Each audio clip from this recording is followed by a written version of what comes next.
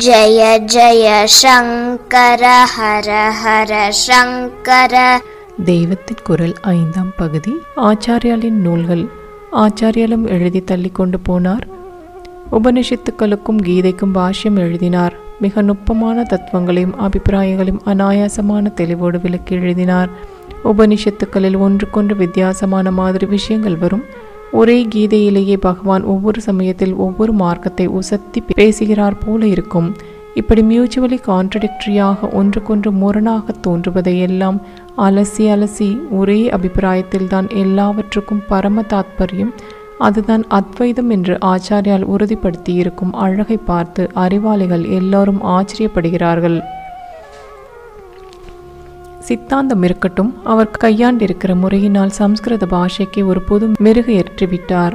எப்படிப்பட்ட சிக்கலான அபிப்பிராயங்களையும் அந்த பாஷையால் எவ்வளவு லாகவமாக தெரிவித்து விட முடியும் என்று காட்டிவிட்டிருக்கிறார் என்றும் பல பேர் கொண்டாடுகிறார்கள். லிங்வா பிராங்கா என்பதாக பல பாஷ்யக்காரர்களுக்கும் தொடர்பு மொழியாயிருக்கும் பொது பாஷையை சொல்கிறார்கள் அல்லவா? நம் தேசத்தில் அப்படி இருந்து வந்திருப்பது சம்ஸ்கிருதம்தான்.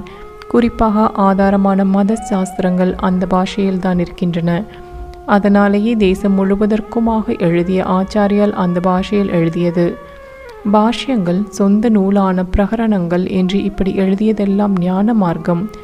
பாஷ்யங்களில் சித்தாந்த ரீதியான ஆராய்ச்சி, வாதங்கள், எதிர்வாதங்கள் எல்லாம் விஸ்தாரமாக, ஆனால் துளிக்கூட வளவளப்பில்லாமல் இருக்கும். தாம் சொல்ல வரும் அபிப்பிராயத்துக்கு நேர் விரோதமாக பூர்வபக்ஷம் என்று எத்தனை சொல்ல முடியுமோ அத்தனையும் அவரே சொல்லிவிட்டு அப்புறம் அதெல்லாம் எப்படி தப்பு என்று ஆணித்தரமாக காட்டி சித்தாந்தத்தை நிலைநாட்டுவார். இப்படித்தான் சாங்கிய மீமாம்சாதிகள், பௌத்த சார்வாகாதிகள் முதலான மற்ற சித்தாந்தங்களை எல்லாம் நிராகரணம் பண்ணியிருப்பது. முன்னேயே நாம் பார்த்திருப்பது போல மற்றதெல்லாம் அடியோடு உபயோகமில்லாதவை என்று தள்ளிவிடாமல் எதில் என்ன சாரமாக இருந்தாலும் எடுத்துக்கொண்டார். அது மட்டுமில்லை, அது எல்லாமே அத்வைதத்தில் அடக்கம்தான் என்கிறார். மாண்டூக்கிய உபனிஷத் காரிகை என்று கௌடபாதர் செய்திருக்கிறார். அதற்கு ஆச்சாரியால் பாஷ்யம் பண்ணியிருக்கிறார் என்றேன் அல்லவா? அதிலே கௌடபாதர் அத்வைதிகளாக இல்லாத மற்ற சித்தாந்திகள் தங்களுக்குள்ளேயே தான் சண்டை போட்டுக்கொள்கிறார்கள். முன்னேயே நாம் பார்த்திருப்பது போல மற்றதெல்லாம் அடியோடு உபயோகம் இல்லாதவை என்று தள்ளிவிடாமல் எதில் என்ன சாரமாக இருந்தாலும் எடுத்துக்கொண்டார். அது மட்டுமில்லை, அது எல்லாமே அத்வைதத்தில் அடக்கம்தான் என்கிறார். மாண்டூக்கிய உபனிஷத் காரிகை என்று கௌடபாதர் செய்திருக்கிறார். அதற்கு ஆச்சாரியால் பாஷ்யம் பண்ணியிருக்கிறார் என்றேன் அல்லவா?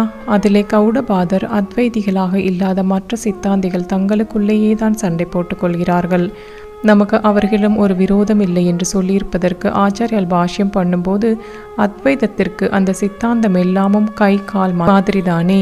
யதா ஸ்வஹஸ்த பாதாதிபிகி என்கிறார். தன் கை காலுடனேயே எவனாவது விரோதம் பாராட்டுவானா? கை கண்ணை குத்தி வலி உண்டாக்கலாம்.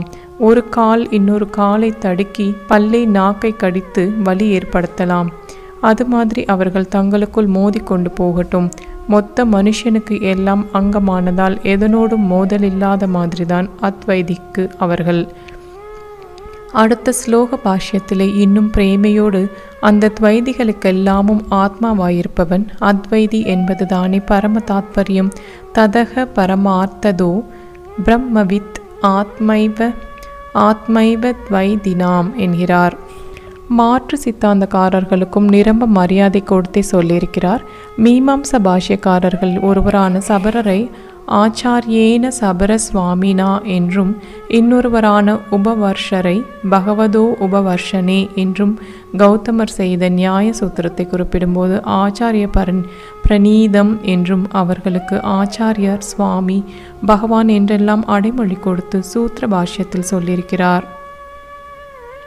தாமே சொந்தமாக எழுதிய ஞான நூல்களான பிரகரணங்களில் சித்தாந்தவாதமாக அதிகம் இல்லாமல் தத்துவங்களை பளிச் என்று மணிமணியாக கொடுத்திருக்கும்.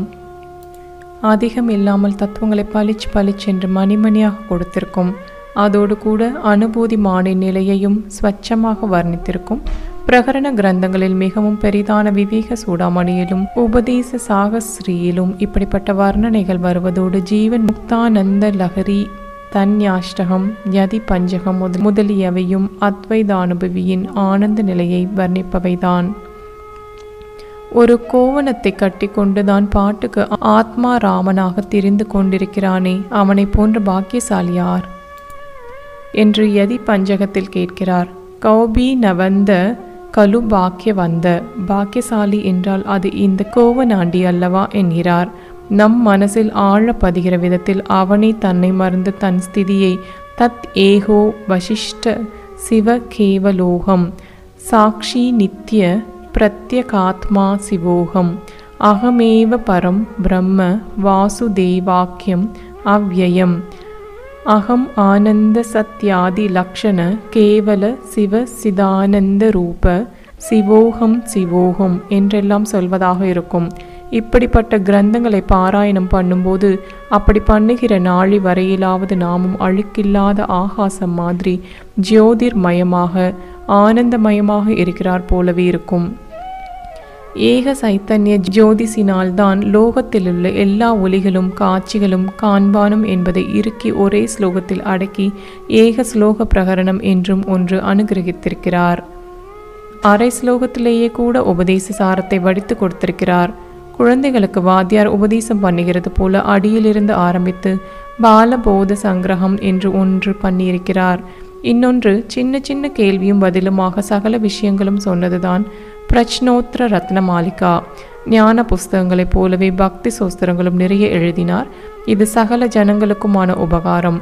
பண்டிதர்களே ரசிக்கக்கூடிய சிக்கல்களை ஞான புஸ்தகங்களில் அவிழ்த்து கொடுத்த அதே ஆச்சாரியால் ஒரு குழந்தை கூட பிரியப்பட்டு சொல்லும்படியாக அதற்கும் புரியும்படியாக பக்தி ஸ்துதிகள் நிறைய பண்ணி கொடுத்தார். இவற்றிலேயும் ரசிஞர்கள் விஷயஞர்கள் ஆச்சரியப்படும்படியாக அநேகமுண்டு.